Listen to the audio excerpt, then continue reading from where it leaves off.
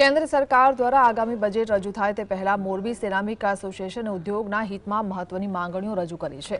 એસોસિએશનના પ્રમુખ મનોજ એરવાડિયાએ જણાવ્યું છે કે હાલમાં સિરામિક પ્રોડક્ટ પર 18% જીએસટી લાગુ છે, જેને ઘટાડીને 5% કરવો જોઈએ। મંદી અને કર માળખાના કારણે નિકાસમાં મોટો ઘટાડો થયો છે, જે નિકાસ 30,000 કરોડ થવી જોઈએ તેની સામે હાલમાં માત્ર 15,000 કરોડ થઈ રહી છે। આ ઉપરાંત મોરબીમાં સિરામિકને લગતી અત્યાધુનિક લેબોરેટરી સ્થાપવા પણ માંગ કરાઈ છે। સમય પ્રમાણે આપણે 5 વર્ષ પહેલા જે એક્સપોર્ટ હતો અને અત્યારે જે એક્સપોર્ટ છે, તો 5 વર્ષ પહેલાના પ્રોડક્શન કેપેસિટી અને આજની પ્રોડક્શન કેપેસિટીમાં જો આપણે જોવા જઈએ તો એક્સપોર્ટ આજે આપણું ઓછામાં ઓછું 30,000 કરોડ રૂપિયા હોવું જોઈએ, જે હાલ અત્યારે આપણે 15,000 થી 17,000 કરોડ રૂપિયા કરી રહ્યા છીએ।